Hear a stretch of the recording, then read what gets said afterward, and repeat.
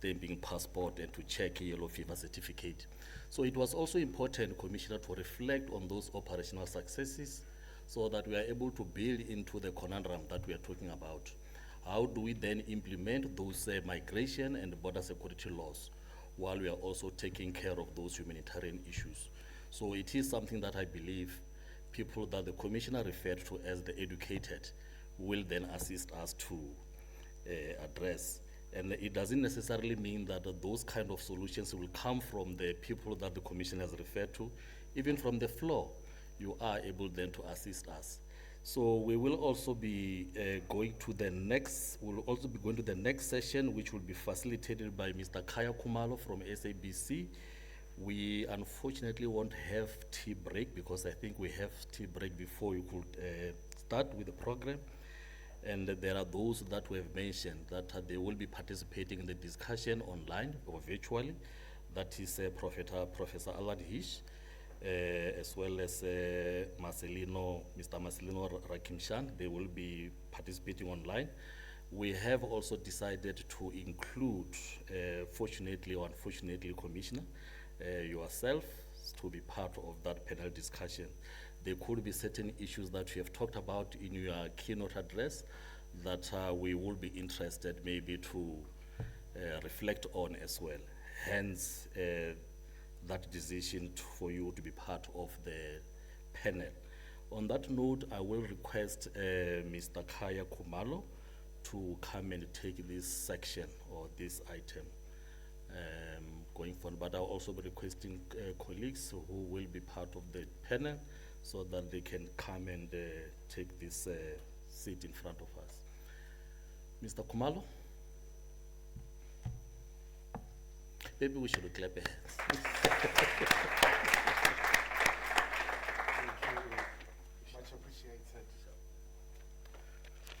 Well, thank you so much indeed for the opportunity. I think I'm just going to call the colleagues to immediately come and join me so that we have the microphones and all the necessary logistical supports.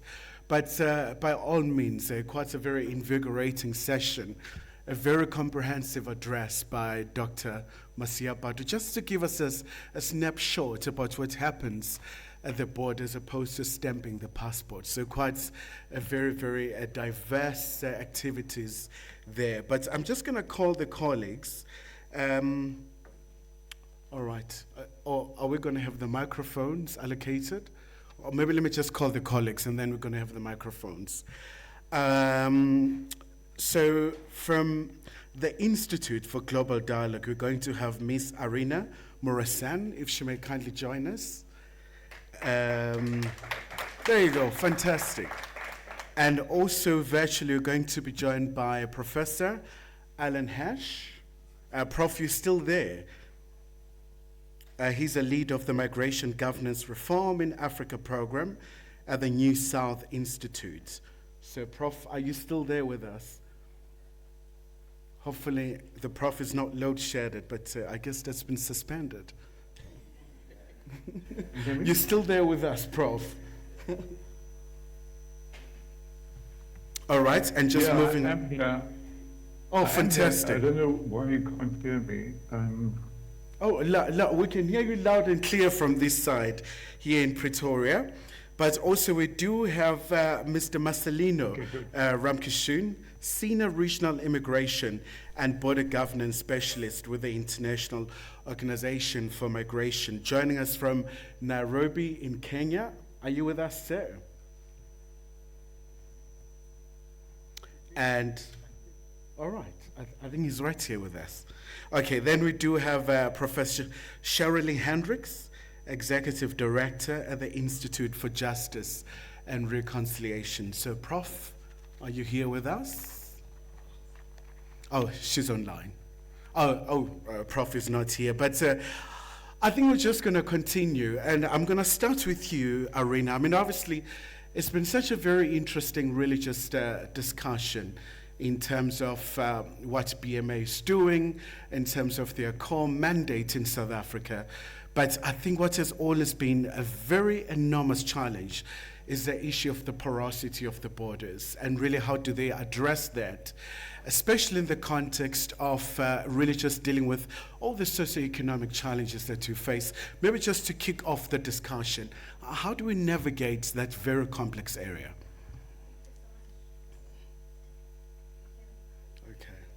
Okay, I don't think so. Maybe if the colleagues can help us. Yeah. Okay.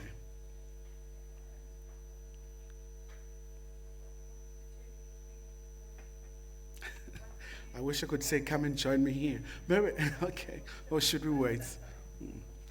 Okay, I think so. I think so, yeah. The more the merrier, so.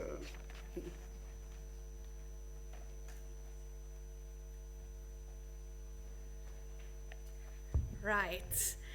Thank you so much for the invitation to the Border Management Authority, to Pilani for advocating that I could have this space to share a few ideas.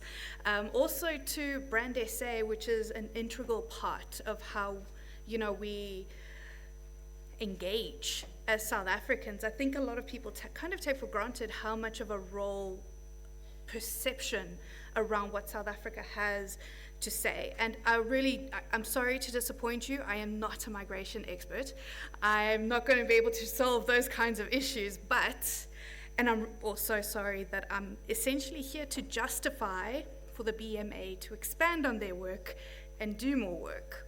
So coming to this discussion, initially how we engaged the BMA was through economic diplomacy and our project, South Africa and the World. And we had a policy brief essentially asking, how does this kind of policy environment integrate through the BMA, the Continental Free Trade Area specifically? And what's interesting is that this area of work doesn't begin to really approach the actual mandate of the BMA, but it does start to kind of engage the issues of fragmentation, as have been flagged, and how government departments collaborate, specifically on the topics of security, control, coordination, in terms of the borders and what goes through, what happens, etc. And I think what is fantastic is that the BMA is an initiative of a functioning cluster system. Because when you look at how government institutions function, there's quite a challenge of, well, what happens with these institutions and their competing approaches, their competing priorities and deliverables? And here the BMA is able to bring it together quite neatly and really talk to how we get past siloed work experiences and how government approaches work. And this is a challenge we cite quite frequently, the siloed work approach of how government functions.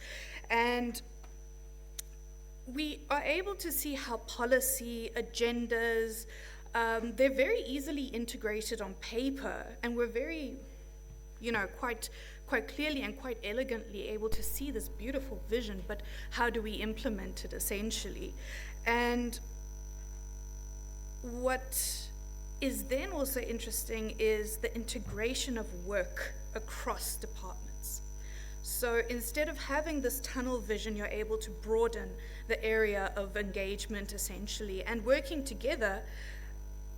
The key issue in why you have the siloed approach to how government is unable to approach interlocking areas is because of how it's actually set up, how it measures, monitors, evaluates its progress, essentially. It's KPIs. A lot of people in this room have heard of, this very dirty word, the KPI, and my KPA, essentially. And when you are trying to measure this kind of engagement and trying to quantify what my human capacity has contributed to, that's when it becomes a competition rather than working together, and quite a bit of a challenge, essentially.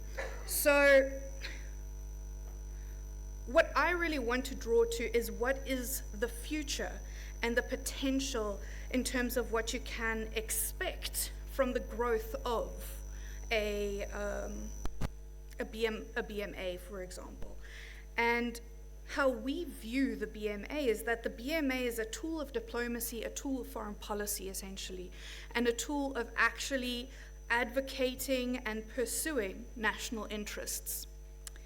This brings us a lot closer to the realization in tangible forms of how South Africa is able to pursue these key documents. And a concern that I want to flight is that it leans mostly into the securitization and migration, especially when you view it as such. But meanwhile, I mean, Brandis says in the room, it has a greater potential to do the work of public diplomacy.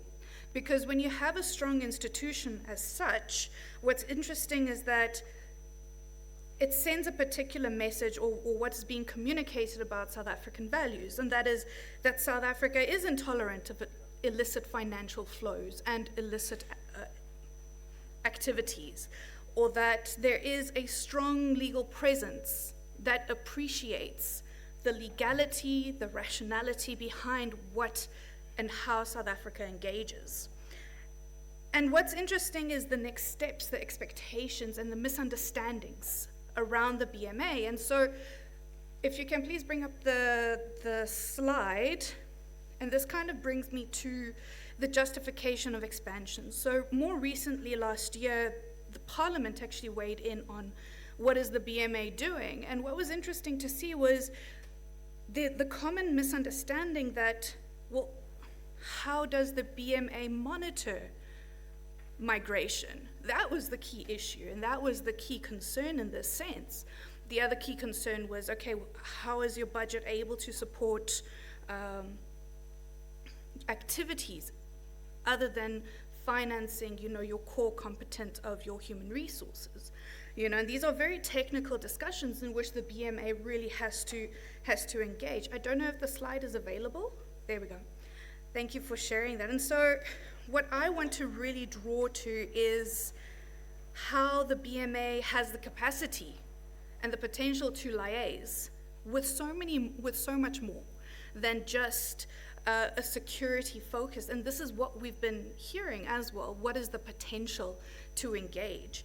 And what I want to draw to specifically is the potential for the BMA to start to intersect with logistics, to start to intersect with how and what is flowing through the borders, etc., because it's possible to measure that, and that is being measured, but it's not necessarily in the public domain. And just to flight a number of statistics that, of what is going through the various borders, you have 46 of rail imports going through Botswana, for example. You have 88% of rail exports cutting into Mozambique, South African specifically. You have 69% of road exports trucking directly to destination. You have your, as I've just put here, this is, the bulk of what is flowing through where. You have an integration of your ports, your roads, your rail as well. And you start to see, the prominence of certain logistic hubs, Saldanha, Richards Bay, Kucha PE, moving via rail. You have Cape Town International, or Tambo, including Durban Port, moving majority through road. And here you're starting to see how there is a stronger need to better understand movement of goods within South Africa. It doesn't just stop at the borders, which I'm sure is what the BMA understand. Once you're in South Africa, your work doesn't just stop there. It somewhat continues. And so when you start to consider the BMA in liaising with these very central logistical agencies, the ACSA, PRASA, SUNROL, port regulators, road traffic management and infringement agencies. And yes, these do build into the securitization of migration and who is moving and what is going on in South Africa. But the focus on land borders then starts to draw through the management of additional key logistical points and how you're starting to overlay that kind of intelligence at the same time. I really appreciated General Chilembe's point in terms of how these initial border points really started to show apartheid South Africa's vision in terms of what was moving in and out of South Africa, in terms of protecting and creating security at that time. And when you come to South Africa and the world, the project that we've been engaging the BMA on specifically, you see that the BMA is actually an integral part to South Africa's transactional value proposition and how it's able to measure that. So vital in the coming years, especially for South Africa and the world, whereas we've been talking about the turbulence, the uncertainty, the confusion, and South Africa is generally a country in the context of the world, in terms of material capabilities, but in the next 5 to 10 years, it could realistically be the year of the middle power. South Africa, hence being a middle power specifically, and how South Africa has the potential to strengthen institutions and build regionalism, because that is the trajectory of trade, the trajectory of movement as well, in terms of how people perceive their immediate material capabilities. And here where we come to the Continental Free Trade Area and how SARS, for example, is the key point to accessing the Continental Free Trade Area, for me it's a no-brainer in terms of how the BMA has the potential to be not only a force of security, but a force of promotion in how South Africa carries forth its economic diplomacy. And also how South Africa avoids a lot of critical, I'm going to wrap up in the next minute, but how South Africa avoids hyper-regionalization in this sense, because you do see a weakened national unity with hyper-regionalization, you see protectionist trade, and you see heightened illicit financial flows in this sense. So it has that negative spin-off. And so, in addition to undermining what multilateral trade rules are, it's important to have, and for the BMA to then start to collaborate on the non-tariff barriers in terms of the knowledge sharing with other African agencies in terms of the Continental Free Trade Area, and how they're able to then securitize the space, not just from a human security perspective, but taking it to an economic diplomacy dynamic. So, I am aware that the BMA should have this kind of awareness of trends and impacts of the movement of goods and people, but in a sense of how South Africans look to the future, in a sense of how the government looks to the future, this is how the BMA should really operate.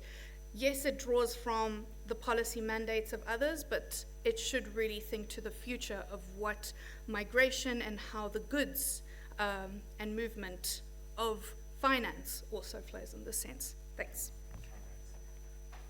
All right, Sarina, thank you so much. That was quite comprehensive and really just touching a point about the synergies. But to join the very esteemed panelists here and also virtually, I want to call upon also Dr. Masiapato, the CEO and the Commissioner of BMA, to come and have a seat here with us. And also Mr. Neville Machi, the CEO of Brand South Africa as well, so that they try and respond to these critical questions, because at some point we're going to expand the scope and just let you guys also to have your questions. Maybe just asking you, Doctor, you spoke about the issue of a very challenging financial space in terms of the allocation of resources in South Africa. So many economies, it's not only peculiar to South Africa, but for this entity with such a monumental task, are you looking at perhaps self-generation of revenue streams? So your plans in that regard? Yeah. No, thank you very much, Kaya. I hope this thing is audible.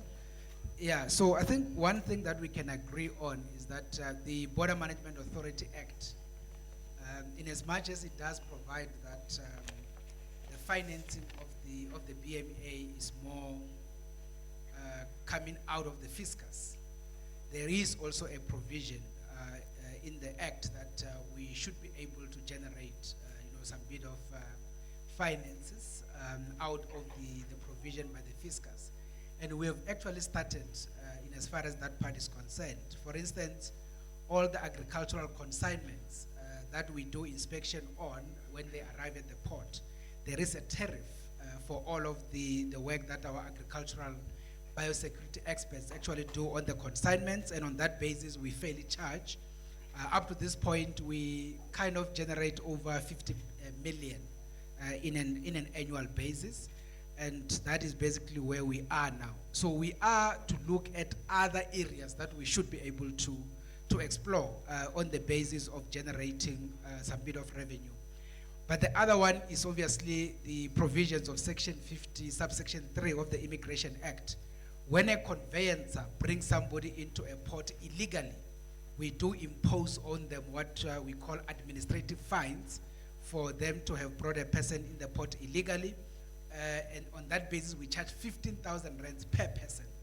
So if, for example, a particular aircraft will arrive at OR Tambo and they have 2 people that don't have passports, for example, or they don't have visas, for example, we charge them 15,000. So it will be 30,000, for example, for those 2 people, and that conveyancer will have to also take those people back to wherever that they got them. So there is that provision, as it were.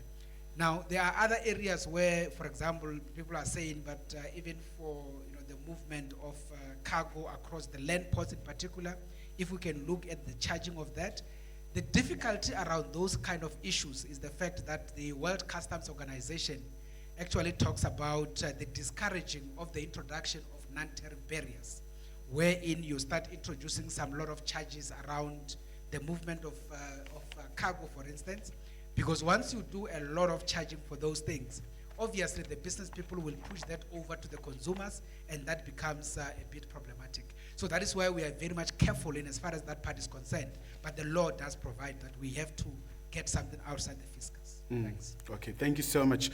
Maybe also just to bring in our virtual panelist as well. Marcelino, are you still with us? Correct. Okay, lovely. Maybe just a bit of order to, he's a bit faint, unless you can guys hear.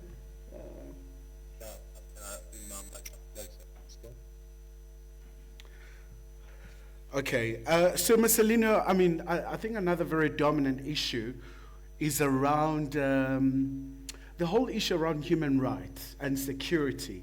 So the national security and the human rights. So how do you strike a balance there? Because surely you want to have well-secured borders, but also you don't want to be seen as a violator of human rights of migrants. Say a violator of human rights. I think in context we know who these perpetrators are. Very often, the first violators of human rights are naturally people that are not safe.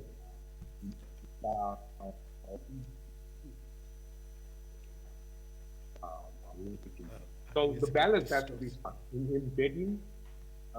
embedding training and capacity building into basic training structures. You've got to actually know this from the very start. You can't learn it.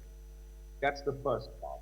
The second part about human rights that is very, very important is the misunderstanding of human rights and rights by migrants when they actually enter terminal. And I think that is something that we do very bad at. So one of the key things we can be doing is teaching migrants about it. So, I think one of the important things about migrant rights is that very often it's the very bottom end of the migrants that are coming to South Africa. They don't have a full understanding of what their rights are, or their travel rights, etc. So, in a nutshell, basic training first for the officials, but public announcements and public awareness is as important at the ports of entry. We don't see this. There's no balance in structure of that. And Kaya, while I'm on the floor, I really want to introduce something to the BMA that they should be looking at. And this captures parts of the human rights conversations, it captures a number of other things. And I'll introduce these comments to you. The commodification of migrants and migration.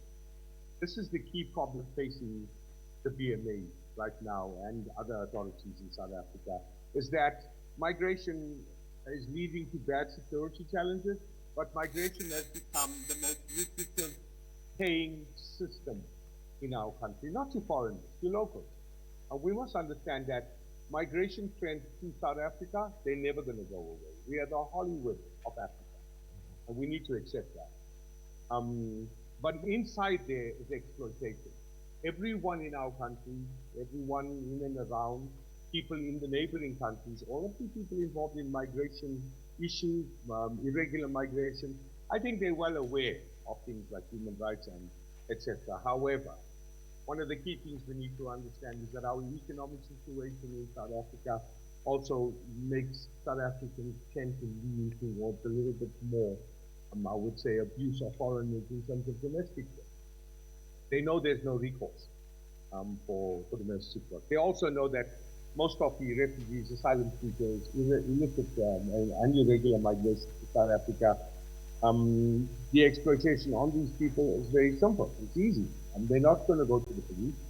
They're not going to go to anyone else and report themselves because they're going to have a fear of being deported. So there's a market that has been created in and around the abuse, I would say, of human rights. Something we are tending to ignore a little bit too much, but something I feel we need to revitalize. In the 1990s, in 1994, following the election of Nelson Mandela as our president, our first president, one of the key things the South African police did was embark on the rollback xenophobia campaign, which was targeted to individuals in the police, myself being one of those persons, where we were being forced basically to re-look in new eyes as to what South Africa actually presents itself as. And I'm so glad that I heard Mikey from Brand and a number of the other colleagues talking about South Africa in such a positive way. Colleagues, I'm South African. I served in the police, immigration, and customs departments, and I work for the UN. But I can tell you that we're not going to move away from being the destination. What we need to do is up our game in terms of how we treat, firstly, our policies, the implementation of our policies, but also the way we treat migrants. Not all migrants bring negative aspects to our country. There's a lot to be benefited, I think, with the other countries I work in throughout the continent. But in a nutshell, our human rights issue, it's gone beyond, it's not being reported, and we need to do that. Thank you, Kai. Fantastic. Thank you so much for that, Marcelino. And thank you so much, Dr. Mthembu, for joining us once again. Maybe just a question for you. I mean, geopolitically, these are very tough times for South Africa. It's a year of G20. This is a time where South Africa ought to be shining, but we're seeing what's happening in Washington with the tension and the tariffs and stuff. But maybe just bringing your insights in terms of how the country should be just working around in terms of the migration policy, especially, with the world leaders coming here. How do we position ourselves to be seen as a very good country to invest in, notwithstanding these challenges? That's directed to me, Kaya? You know what? Maybe you just want to pause a little. We'll come back to you, Marcelino. This is just for Dr. Mthembu, yes. So, colleagues, I think at times it's easy to, and tempting at times. There's a sort of a rise in populism, and at times we also do see politically a weaponization of migration. It's easy to get sucked into that, sort of the idea of, what the type of rhetoric we hear in the United States around migration, painting everything as negative and so forth. I think South Africa does have a constitutional framework, and I think that is our guide. So, as we were saying earlier, migration itself is not a negative thing, but it is very important that we create systems that are able to facilitate and to document migration so that it can be indeed secure borders for development. Because the challenge is when you are not necessarily creating the mechanisms and the systems to document and facilitate migration. Now, some of that lies outside of the perimeters of the Border Management Authority, and that is something that we have to recognize. So we cannot get sucked in to the rhetoric that comes from the United States with regards migration. And I think to a large extent, the formal institutions within South Africa have not allowed themselves to be swayed in that direction.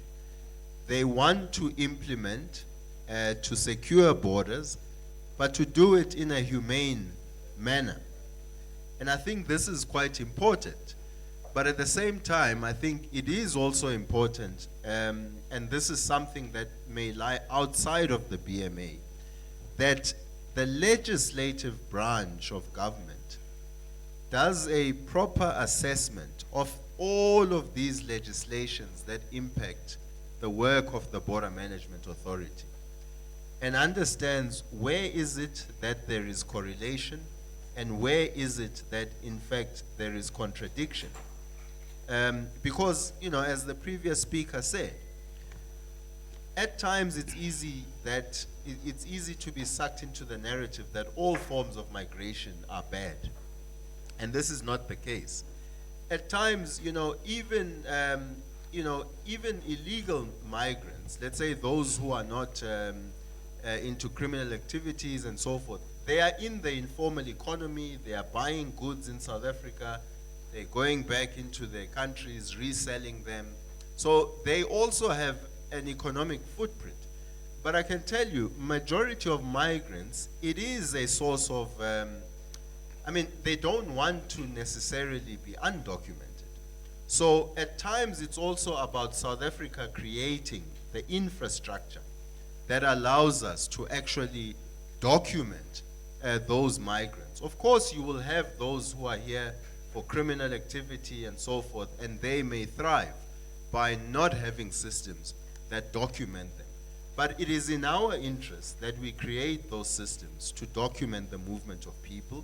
It is in the interest of the migrants themselves that there are systems in place to document them. And so I think as long as we are guided by the framework of the Constitution, by the principles of Ubuntu, an understanding that we are an integral player in our own region, and that our economy actually thrives within our region, and that South Africa is a net beneficiary of regional integration. It is very important, and if that guides us, then I can guarantee you, if we have the systems in place using technology and others to facilitate the movement of people and incentivize people to rather come in legally than illegally. If it's easier to come in legally than it is to come in illegally, then you're creating a different system of incentives. But if it's easier to come in illegally than it actually is to come into the country via the legal mechanisms, then that is a wrong incentive structure. So we do need to address that, and by addressing that, we actually make the work of the Border Management Authority not necessarily easier, but we actually allow them to carry out their mandate with the full support of the legislative frameworks within South Africa. All right, fantastic, Dr. Mthembu. Maybe to bring brand South Africa, with all of this being mentioned, I would imagine that the partnership is absolutely essential with BMA going forward. Neville? Yeah, thank you for the question. Absolutely, I think for us, it's quite critical. As I mentioned, we manage perceptions about South Africa, and how we manage perceptions includes the work that the BMA is doing. It's so integral in our work. We do 2 surveys annually. We do a domestic perception survey that specifically looks at the brand and how it performs. And it's South Africans telling us where we're doing right and where we're doing wrong, and how we're supposed to actually continue to manage the brand. And then the second one is a reputation survey, which is really benchmarked against a whole lot of countries in terms of how South Africa's brand performs globally. And when you're looking at the index, specifically looking at the ease of doing business, immigration issues and movement of goods and cargo, or tariffs and non-tariff barriers go really at the top of the list in terms of whether they have ease of access, our ports, our borders, etc. So those are always very, very critical for us. Hence, when we engaged also with the commissioner earlier, that it's so critical that we ensure proper alignment in terms of how we develop the messaging as Brand South Africa that resonates in terms of the work that BMA does. But also, we are going to have a separate session where, again, Commissioner and the team are able to understand how, from Brand SA perspective, it's important that we can showcase the studies and what they say to them, and it's really from the information that will help guide them also in terms of how to respond to the challenges that are faced at the borders. All right. Thanks, Neville. Maybe just to bring Professor Alan Hesh, leader of the Migration Governance Reform in Africa program at the New South Institute. Prof, you still with us? You can still hear us? Yes, I am. Lovely. Maybe just, Prof, I mean, obviously these are very tough times where so much is happening and massive expectations on BMA to render all these activities for South Africa and many other countries that are, citizens coming through. But what should be done by this institution in terms of making sure that they're well capacitated, but also relying on innovation to make sure that they're able to be ahead of the curve? Well, thank you very much for that question, Kaya. But if I may, I would like to begin by congratulating Commissioner Masiapato and the IGD for having this event. It's not many government institutions, especially only 2 years after which they've been established, which will subject themselves to the kind of scrutiny and conversation which we are having here. And, and I'm very pleased to hear from him and his colleagues that these kinds of engagements will happen quite frequently. It's really important for transparency and accountability of public institutions. And congratulations to him on all that he has achieved so far. I was very pleased to hear about the establishment of the BMA. When I was still in government, which actually nearly 20 years ago, which is a little while before I left government, this process towards establishing the BMA began. So congratulations. I will speak plainly because that's my habit, both in government and out of government. And thank you for those issues. So I think that question of innovation and systems, which was also raised by previous speakers, very important. And some of it is beyond the control of the BMA itself. The BMA depends quite heavily on the infrastructure that's provided by the Department of Home Affairs. So the Department of Home Affairs has VPS, which accepts visa applications. It has internal systems. It's got databases. It's got various systems, but those systems haven't been operating very well. In the past, and not very long ago, there was a report by, excuse me, sorry, doctor, let me just clear my throat. It's okay. You want to yeah, Dr. Lubisi, who, Lubisi, which reported on the extent of inefficiency and corruption within the Department of Home Affairs. The minister at the time and the current minister and the leaders of the department are trying to fix it. But part of the fixing of the system and the innovation that's required is much better information systems within the Department of Home Affairs. It has to have complete databases.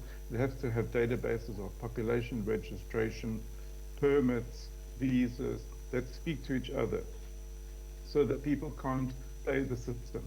So the biggest innovation I think that's required is the development of a really effective, integrated information system within the Department of Home Affairs, which obviously the Border Management Authority will have access to. Yeah, I just, there are a number of other points that I'd like to make as well. But, I think that's quite a fundamental point. Just in terms, I want to return to a point that has been raised already by some of the speakers, and that, including Dr. Masiapato and Dr. Mtembu. The question of a relationship with our neighbors. And I think the other speaker from the IGD also referred to that. We are the center of a regional system. We built a system over the last several centuries which made our neighbors dependent on us. We've had slaves that have been imported from Mozambique. We've had migrant laborers from all of our surrounding countries over centuries. And we've built a system of dependency. And we are, to some extent, responsible for restructuring that system of dependency. And that means working with our neighbors in developing better management systems for migration within the region, specifically on that issue. We still have bilateral labor agreements which were signed in the 1960s in place with 5 of our neighbors. We have some antiquated laws that we're still operating under. So I think there's lots of room for innovation, both in terms of the internal systems of the Department of Home Affairs, which I imagine the BMA will be drawing on quite heavily, and within our relationship with our neighbors, which I think can be better structured in future. We've failed in the past to develop a appropriate regional treaty on migration, and we should be trying to do that. All right, Prof, fantastic. Maybe just coming back to you, Dr. Masiapato, as an implementing agency, obviously it's a myriad of policies, and we're going to hear from other members of the panel. How do you ensure that there's alignment, there's synergy on the ground? Because obviously the spotlight is on you here in making sure that you were not there 30 years ago. So you are a 2-year-old baby, you're fairly young, but the expectations are fairly colossal. So how do you try and get that alignment? Yeah, no, thanks, Kaya. Maybe the first thing to indicate is that, yes, indeed, the first thing that we had to do, or maybe let me just be very much practical. You see, if you were to go to OR Tambo on the 31st of March 2023, and you wanted to know as to who is in charge in terms of government in that particular port, you were going to be confronted with at least around 7 bosses or 7 managers, and each one of them in their own right. So a typical example, there was an OR Tambo port manager, immigration, and that person reports to Home Affairs back in head office. And then you will have OR Tambo port manager customs, obviously from SARS. Then there will be OR Tambo port manager policing, from SAPS. There will be OR Tambo port manager, agriculture, health, and the like. So effectively, you will have something like 7 chiefs, each one of them independent. So that is basically, I would say, the impact of a multi-agency approach that we have adopted, which I would say created the unfortunate reality of where we are sitting today. So if you were to, which is the example I always give, if you were to translate that model to a school, it is a situation where you're going to be confronted with 7 school principals. And if you were to arrive at the school and you say, who's the boss here? Then 7 people arrive and say, I'm the principal here, but just for mathematics. And the other one comes and said, no, I'm the principal here just for English. And the other one comes and say, the principal. I mean, you can imagine how the school was going to be run. And that is exactly what we actually implemented from a border management point of view. Now, your question is, how do we then make sure there is that, alignment and synergies and all? The first thing to appreciate is that there has been those multiple standard operation procedures that has been developed mainly in those individual streams that has to be implemented, obviously in compliance with the respective departmental legislative provisions, their policy kind of direction, but also in terms of their regulatory posture, as it were. So the first thing that we had to do was to at least, we had to go external and get assisted by some kind of service provider to look at those various standard operating procedures and make sure that we integrate them. So we integrate them to create kind of a single standard operating model for each and every port across land, sea, and air. And once we are done with that, be able to start making sure that the officials themselves are starting to have that bit of a mental shift to understand that they are now in a single authority. They are just doing various streams of work, but ultimately they have to start complementing each other, in terms of the work that has to be done, which then leads us into the sophisticated issues like your culture change, as it were, something that we can fairly accept that we have not as yet perfected, and we are not there as yet, as it were. So this is, I would say, is work in progress to the extent that as we continue to do this work and go into the future, we will ultimately realize it. But what we believe should be the ultimate in all of these processes is the introduction of technologies, as we go forward. That is going to assist us in terms of alignment. I mean, at the airports, for example, we are looking at bringing in your e-gates, as it were, which will then facilitate the South Africans coming back home in a way. I mean, they don't have to appear before an immigration officer per se. They just have to go, and then in an automated way, they get facilitated.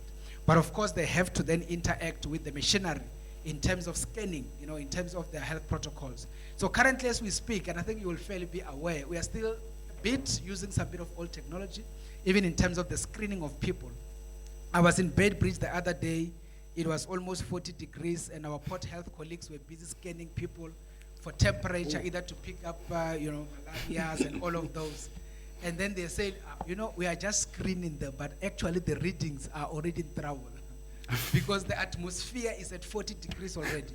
So those are the realities. So we need to be able to agree that we need to start moving into latest technologies where other jurisdictions do have what is called your full body scan, where they literally even pick beyond just your temperature, but goes beyond also your other aspects of your internal organs and be able to pick up if you are indeed in order or not. So those things are a bit expensive. So in terms of where we are now, obviously as BMA, and I know that they always say we talk about money and all, but the reality of it is, when we started this thing, we said 2.9 billion can make us to start this thing and make it to make sense as we go into the future. But the fiscals say, hey, we don't have the 2.9 you are looking at, we have 250 million. And we said, if that is the case, then we are operating at 8%, if we can be very practical. So on that basis, you can't even talk about the latest technologies on these issues. We just have to use whatever we have to run operations with the current, and that is not sustainable. But we do believe that as we go forward, there should be some leeway for us to be able to unlock those resources and start doing this work in the way that is supposed to be done. The good thing is, if I can give an example of Mpox as an example, you will remember, for example, in the DRC, it was highly escalated. And we have to intensify our screening in terms of those people from those particular jurisdictions. And lucky enough, we've been able not to have much of importation in terms of Mpox. If you listen to people, the National Department of Health will tell you most of the spread has just been localized, and there hasn't been much importation. So that on its own is not necessarily happening by some kind of Chesla-Posla. It's because of the work done to make sure that that does not necessarily happen. Otherwise, in terms of Mpox, we might have been in a situation where it's completely out of control. In as much as it is not that dangerous compared to other diseases, but there are other diseases out there, your Ebolas of this world and all of those issues. Part of the work we do is to make sure we don't get that imported in. Because once it gets through here, in the way that we have failed in terms of COVID, and by the way, that was a global issue. It was a global failure. And that is why it spread in the manner that it spread. None of jurisdictions in terms of their port management on port health issues were able to stop it. And that's why it spread the way it spread, and that is how it unfortunately killed the people, the manner that it killed. If we do the work the way we are supposed to, in terms of infusing the various responsibilities, we should be being able to arrest it within China itself, COVID, for example, and make sure that it does not spread in the manner that it did. So I'm just saying that that is a demonstration of the work that is done in terms of border management and the sophistication there. So, but we're trying our best to do the infusion, but we think that as we go into the few years, as we go along, we will ultimately get it perfected. Thanks. All right, Doctor, thank you so much. Maybe any just takers from the panelists in terms of trying to bridge these gaps and have the cohesive approach, so to speak. Yeah, there you go. Yes, thank you. I think just one issue very quickly. You know, there's obviously the discussion around sustainability, there's the discussion around financing, right? Technology that can be utilized. All of that requires financing. But I think we have to, you know, and this goes also to, you know, the legislative branch of government, the political parties, and so forth. We need to be innovative about how we raise financing to support the work of the Border Management Authority. I'll give you an example. If, for instance, and this is not a real number, it's just a hypothetical number, right? If there are, let's say, 1 million undocumented migrants in South Africa, and if we accept that the work of the Border Management Authority is not only important for South Africa as a state, but it is also important for the region because of the centrality of South Africa within its immediate region, then we have to find a way of sharing the costs of sustaining these operations, including with the people who are moving in and out of South Africa, right? So let's say, for instance, there's 1 million undocumented migrants. And I don't want to sort of move, you know, to let's say, commodify migrants. But there is a cost in terms of sustaining the operations of the Border Management Authority. But there's also a positive for migrants able to move through ports legally. So if there's 1 million, and let's say they are undocumented, already that is a missed opportunity. Because if, for instance, I travel to another country, let's say I spend 300 Rand, hypothetically, on getting a particular stamp that allows me to be in country X for a period of 3 months or 6 months. Now, if those 1 million migrants, hypothetically, if they're paying 300 Rand to go through ports legally, have the assurance in their minds that for the next 3 months or for the next 6 months, I know that I am in South Africa legally, I will not be harassed by police, and it gives me peace of mind, right? If they are each paying 300 Rand, then you're already talking about 300 million Rand that is actually going into the fiscus. Some of that is obviously facilitating the costs in terms of their visa documentation, it's facilitating the cost of the technology, and so on and so forth. Now, that should not then all go, you know, sort of back to Treasury or to Home Affairs and so forth. Some of that could then potentially be utilized by the Border Management Authority to beef up its operation. So the point I'm making is we have an incentive, both economically, but also in terms of the principles of Ubuntu and ensuring that people are able to move with a peace of mind within the country, and also to explain to the broader South African population that the movement of people does actually contribute to the South African fiscus, and we are able to utilize the funds from the movement of people to reinvest in our systems.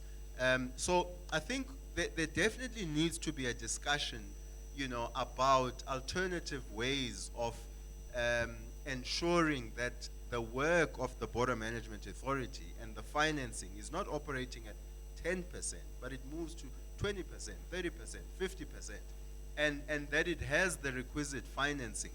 And there's a clear incentive in being able to document people, but in a way that we share costs between South Africa, the migrants themselves, and it's not necessarily about commodifying the movement of people, but it's already a missed opportunity if you have 1 million, people who are actually not documented and who actually want to be documented in a way.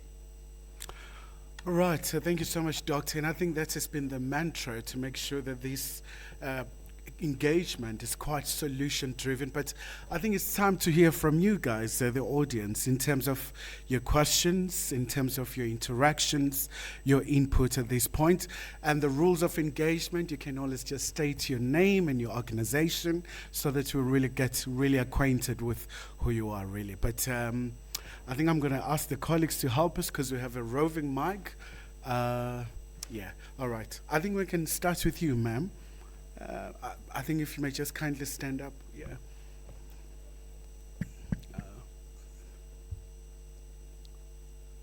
Thank you so much.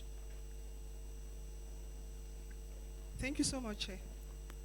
I had 3 concerns. The first one, the relationship between other departments that was partially answered. I won't dwell on it. And then the capacity that BMA have in percentage. How many staff members you have? Have you reached what you wanted to achieve? And then the most important one that is my passion is infrastructure. I heard you talking about the challenges. You said you had over 400,000 kilometers borders that are not protected, well protected.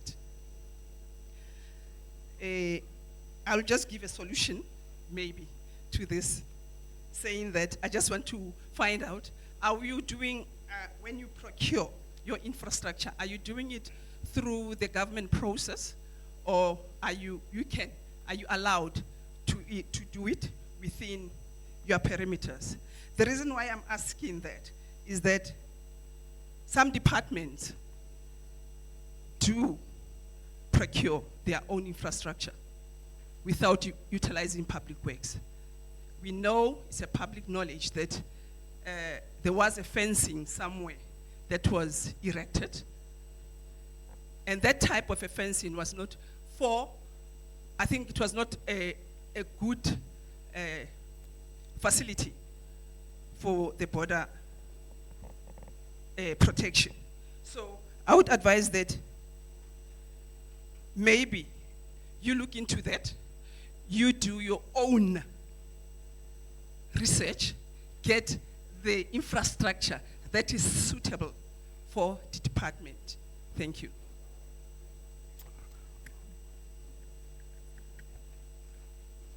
My name is Louise Olvagen, and I'm the founder of Africa International Ministries, Executive Director and CEO.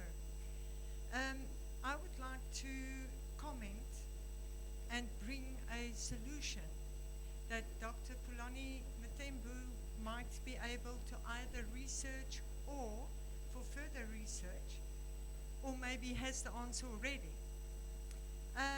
He actually was having, when he was dialoguing, he said, how do we create a system that monitor illegal movement?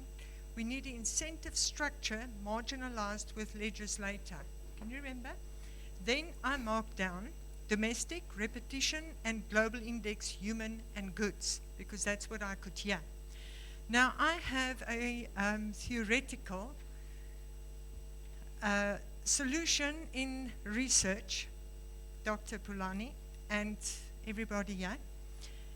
If we look at our Home Affairs population information, which the Border Management Administration does have access to, we can appropriately use the following theories in research to align the synergies and compliance of regularly revise, implement, and ports and global stratification, because we are the global south. So what I would like to say here, now know that there will be people that understand completely what I'm saying in theoretical terms in research. The methodology approach, theory of structural and functionalism, global stratification, society stratification and generalization is very important in social science, in demographics that we look at in our country. We're also looking obviously now beyond the global south. We're looking at the African Union and the G20. So we need to employ realistic variables which will overarch with society's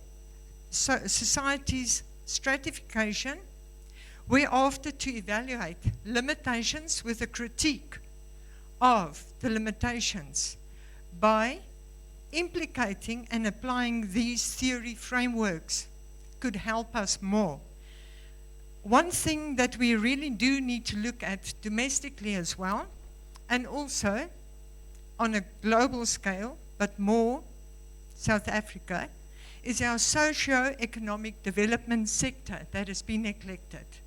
For the fiscus to be able to grow healthy is a crucial concern, as it has been said and mentioned, and then Ubuntu is the humanity to others.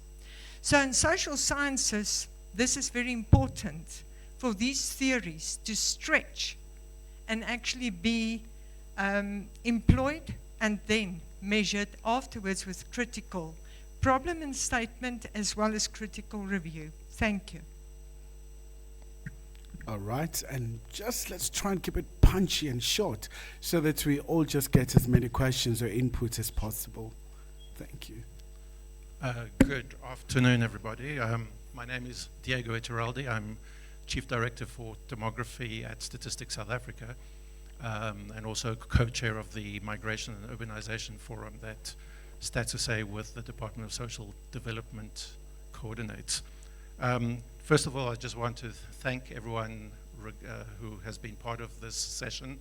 I found it extremely useful. I think some very important points have already been made, points around misinformation, and I just wanted to reflect on that for a little bit and highlight a study done by the HSRC called the SASAS study, the South African Social Attitude Survey, amongst many other things, asked South Africans how many foreign nationals, and later on in a separate study, how many undocumented foreign nationals do you think there are?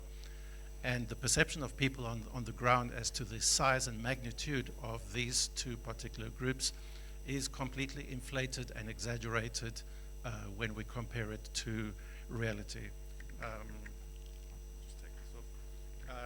I think we've also spoken a little bit around the size of our migrant population, the impact of remittances and everything. And I wanted to reflect a little bit on the experience of Spain, who The Economist magazine named Country of the Year last year because of their approach to integrating migrants into their society, and it being the country with one of the highest GDPs, higher than that of the UK, Germany, France, the US, in the past year, specifically as a result of this. Where I wanted to come in and speak about irregular migration and trafficking and smuggling from the more statistical and data-related side would be to say that one of the key things, and I must preface that my office is in the process of trying to set up a meeting with the BMA. I'm sure that the Commissioner and Deputy Commissioner might be aware of that, but where we can discuss issues about what data is being collected by the BMA, what kind of definitions and concepts are being used in this measurement of activities that occur through the course of their work, and how we can enhance the issue of data sharing. Because across government, we collect a lot of data, but very often it is not shared, and very often it is kept to oneself, and we make plans, or we react to it based on what we are holding close to our chest, and it shouldn't be that way. We have a National Statistics Office whose mandate is to coordinate all of the data being collected, make a comment on its quality, and report on it as a public good in the interests of the public. there are many initiatives around trafficking and smuggling, and there's an entity called NICTIP with the Department of Justice and Police that is doing great work around that. And on the issue of irregular migration, there are many initiatives that we could possibly do from a data collection activity perspective, because we will only ever be able to handle this situation and react to it once we have a good handle of what the facts on the ground are. So my call really is that we move towards a situation where we let evidence guide our decisions. We collect credible and robust data. We share that with an independent institution like Statistics South Africa, whose task is then to assess it and to report on it, so that we can make the right decisions that are aligned to many of the international agreements that we are signatories to. Just as an example, the Global Compact on Migration speaks about regular pathways, and I think what Dr. Mtembo said earlier about incentives to enter the country legally versus those incentives to enter the country illegally are really at the core of this. If we make it more enticing and more appealing for someone to enter the country legally, we will see that this drive or this pull factor for irregular migration will wither away. There will invariably always be some level of irregular migration, but I think that having a good handle on it is part of the solution in trying to manage it. Thank you. All right, thank you so much indeed for that input.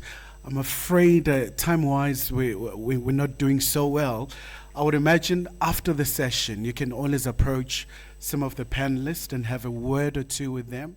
But maybe just to wrap up the session, Commissioner, let's look at the issue of the formalization of those crossings, especially in those communities. I mean, you look at what's happening in the Kingdom of Eswatini between South Africa and the Kingdom of Eswatini, what's happening between South Africa and Zimbabwe, and also what's happening between South Africa and Lesotho as well. So how far are we with that process of making sure that you have a way of regulating that space? Yeah, no, thanks, Kaya. Maybe the first thing on that to indicate is that, yes, indeed, from a policy point of view, the Department of Home Affairs had already started conversations in relation to the establishment of what we call community crossing points. Colleagues will be aware that there is an existing community crossing point in the northwest between us and Botswana in a place called Chidila Mulomo. So as we speak in that particular area, we had to, when we took over, we had to then deploy the border guards in Chidila Mulomo to make sure that they effectively manage that particular community crossing point. They are fairly people who are straddling the borderline. As you will be aware, it is fairly one community. The chief is on the other side, the schools are on the other side, the church is on the other side, the Shebeen probably on the other side and stuff like that. So on that basis, we then have some mechanism through which we are able to then facilitate the movement. So one thing we do in that context is to make sure that all the people that traverse in between, they are indeed from that community. And of course, they do not necessarily move much of issues that are kind of commercial, meaning that they don't move some trucks there carrying things and all of that and make that area a bit of a commercial area per se. But it's just normal people that are doing their normal daily activities. So there is that provision and there is the existence of community crossing points. So when we then took over, we had to start monitoring various other areas in the intention of establishing the community crossing point. So it is not an easy thing. It's a very complicated thing. So we have started discussions in on the eastern side on our border with Eswatini at Yombuzini area, and there's another area called Gate 6, Northern KZN area, and all of those. So those discussions are difficult because you find instances where even when you know there is a illegal crossing in this area and you start the discussions around community crossing point, sometimes the communities don't necessarily agree that it has to be put in that particular context. So legally, we will do the administrative work and the groundwork, but the declarations are done at the political level, which in this instance will be by the Minister of Home Affairs via the Interministerial Consultative Committee on Border Management, inclusive of the deliberations at the technical level with the Border Technical Committee. So I can say that since we came on board, we haven't as yet formalized any place as a community crossing point. But we have started discussions, and they are very difficult discussions. They involve communities, they involve local government, they involve traditional leadership. It's very much sophisticated. But one thing we can confirm, there is a lot of what we call communities that are straddling the borderline. They are that side, and they are this side, and the borderline actually cuts through the community. So we will say we will continue with those particular discussions, and we should be able to ultimately get it realized. I think one thing that we can fairly accept, a lot of people from our neighboring countries that literally used to cross to South Africa to come and get their pension figures, and then they exit back, as it were. And I suppose it's those things that my colleague from Stats SA says, we need to get those things into some kind of numbers so that we can have some kind of empirical evidence, or our decision making becomes empirical based decision making. So we haven't established one, we are still discussing. One day probably we might be able to establish one. We now talk 71 ports of entry that are legal. Out of that, there are commercial ports and there are non-commercial ports, and there is only one community crossing point. Thanks. All right, Commissioner, thank you so much indeed for that. And I think this is where we're going to wrap it up for now. But you know what? You're more than welcome to have a word or two post this particular session.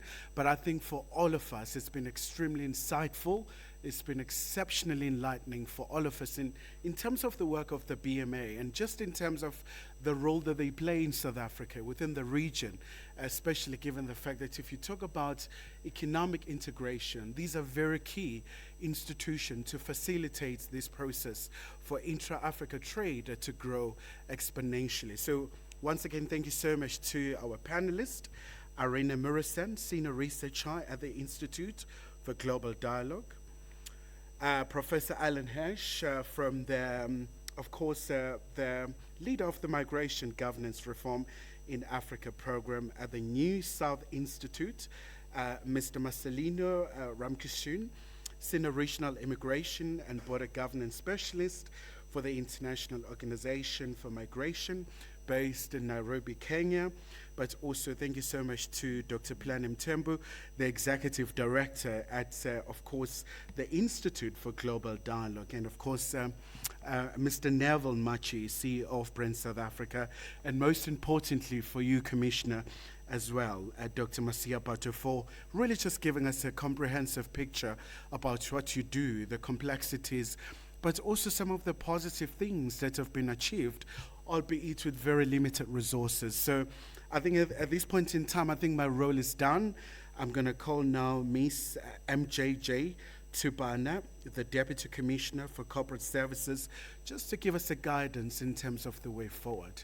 But thank you so much for being such an outstanding audience. I think you all deserve a round of applause.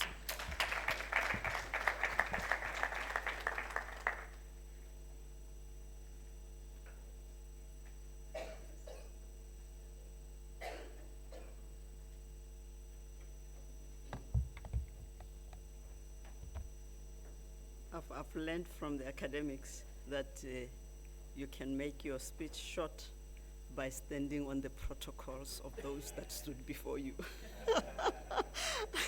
I stand on those protocols, but I just need to recognize the main brands that supported this August occasion, our partners and sponsors, Brand SA and the Institute of Global Dialogue, MIGRA, Institute of Justice and Reconciliation, International Organization for Migration,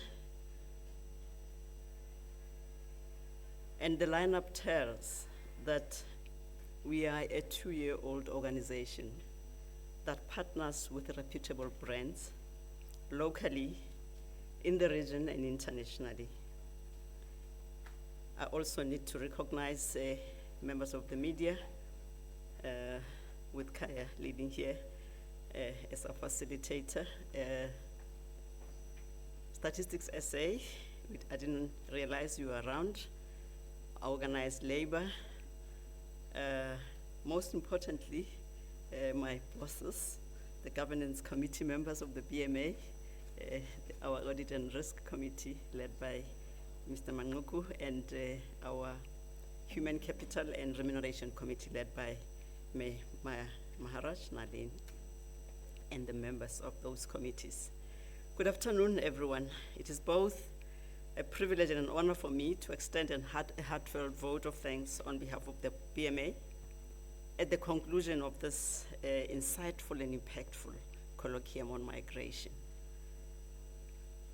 Firstly, I wish to express our deepest gratitude to the Commissioner, our CEO of the Border Management Authority, for his unwavering support and visionary leadership, and how he continues to, lay a foundation and brand this organization. But also for him having led and been thoughtful about this seminal occasion that we're here about today. Your commitment, Commissioner, to enhancing the effectiveness of the BMA and ensuring secure, well-managed borders is truly commendable. A special word of appreciation goes to our esteemed partners, Brand SA once more, and the Institute of Global Dialogue. This dialogue is a testament to the power of collaboration and the importance of fostering multi-stakeholder and multi-sectoral engagements on migration. These are more than necessary.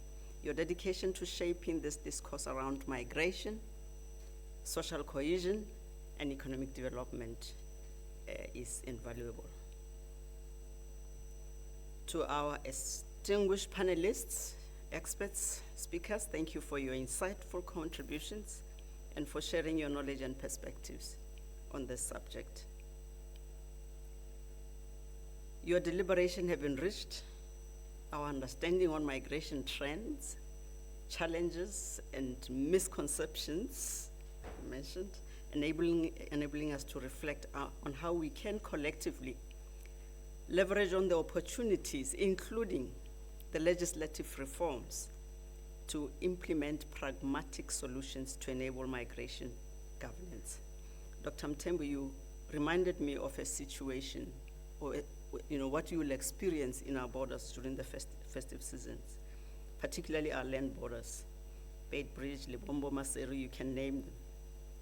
We record hundreds in daily movements during that period, mainly from the festive shopping spree and daily commuters and the so-called transporters who are helping people carry these heavy stuffs in and out. Some of the peoples are processed 5 times. Sometimes we process one person 5 times a day because they move, they come back, they move, they buy, they go back, they transport things back and forth. And they're sort of tempted to sometimes even hide their passports because they don't want them stamped to a point that they are quickly filled up, and the other side of the border, it's not cheap to get a passport. So what you said here, just put that picture in my mind to say this is what we experienced. We experience on a daily basis, particularly during the peak seasons.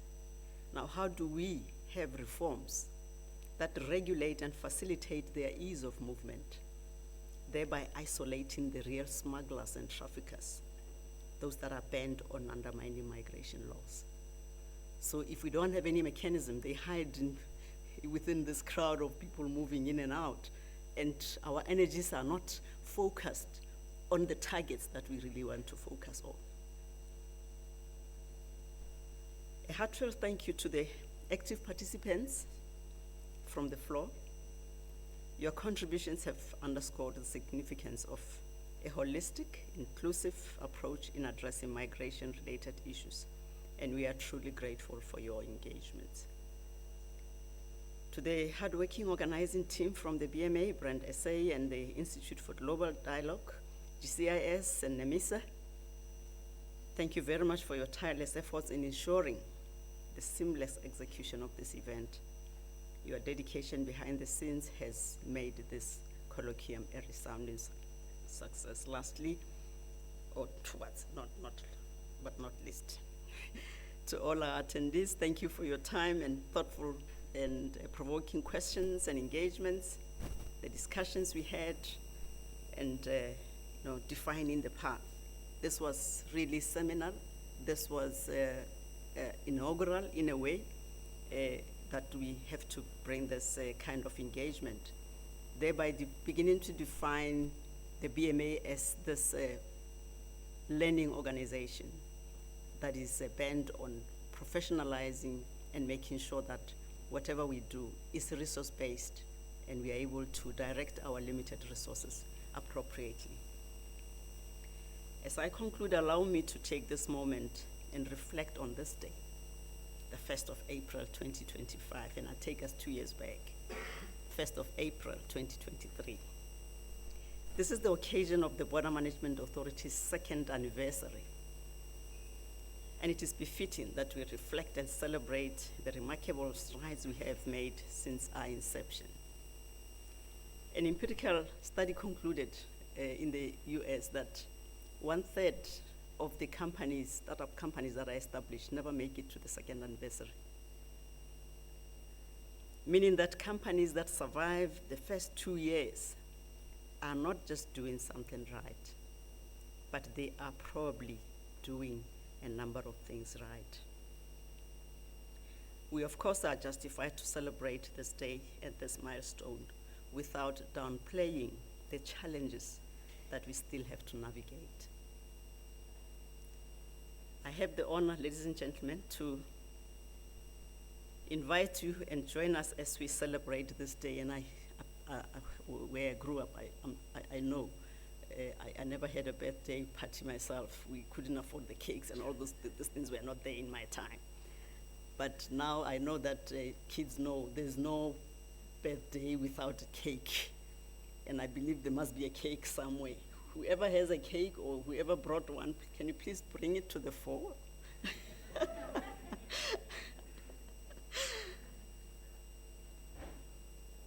And Mazwake, our own home brewed immigration specialist, entertainer, singer, you can mesmerize us as we get into this celebratory mode.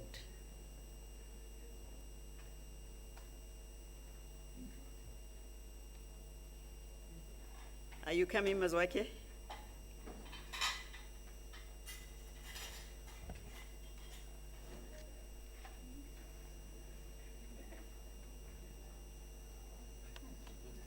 Meme, where's Meme? Meme Khodzi?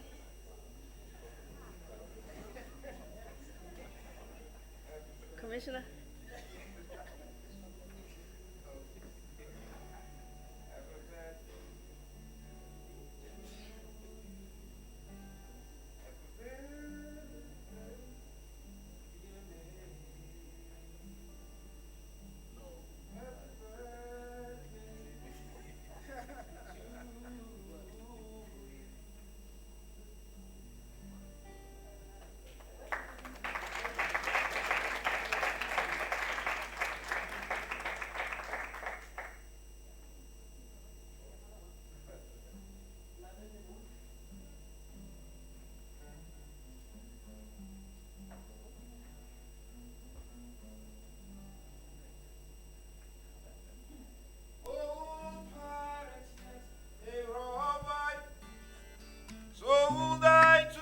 Ship. In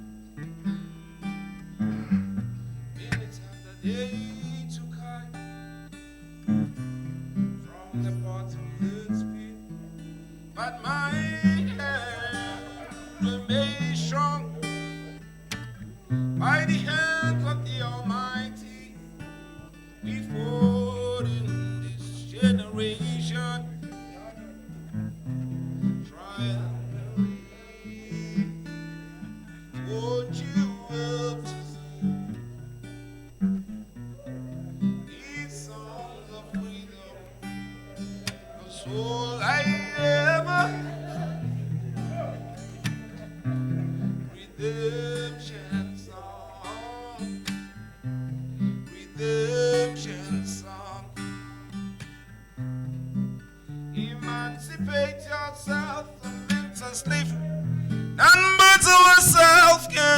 free our mind.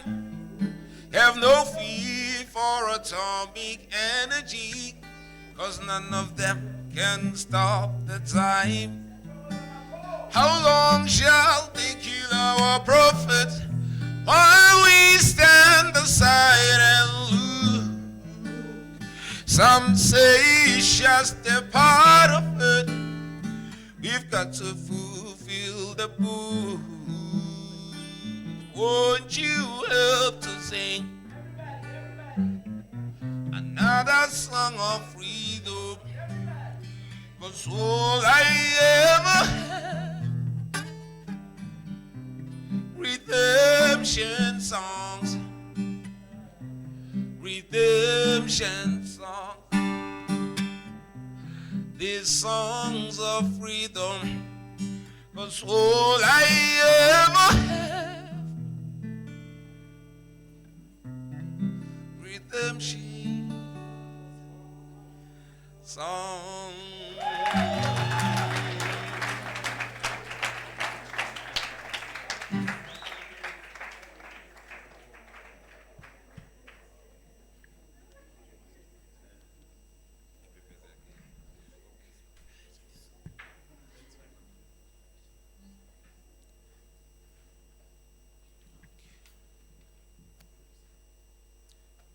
Happy birthday to you. Happy birthday to you. Happy birthday, BMA. Happy birthday to you. Happy birthday to you. Happy birthday to you. Happy birthday, PMA. Happy birthday to you.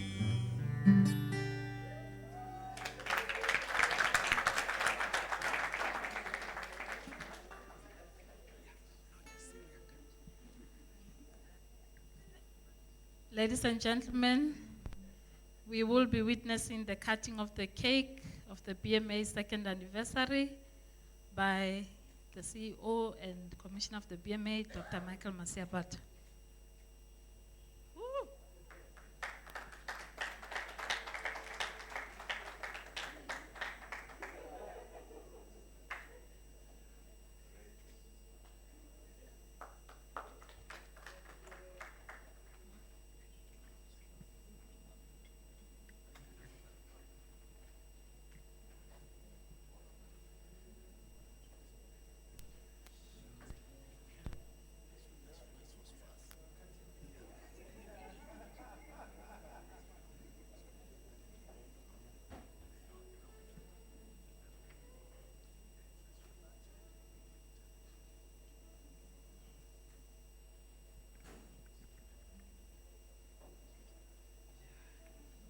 Yeah, we are coming to the end. In fact, we have come to the end of our colloquium.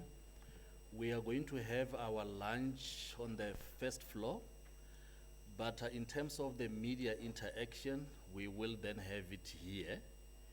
We will find a space or sufficient space for us to interact with either the commissioners or whoever that we want to interact with. On the basis of that, the colloquium is closed. Thank you very much.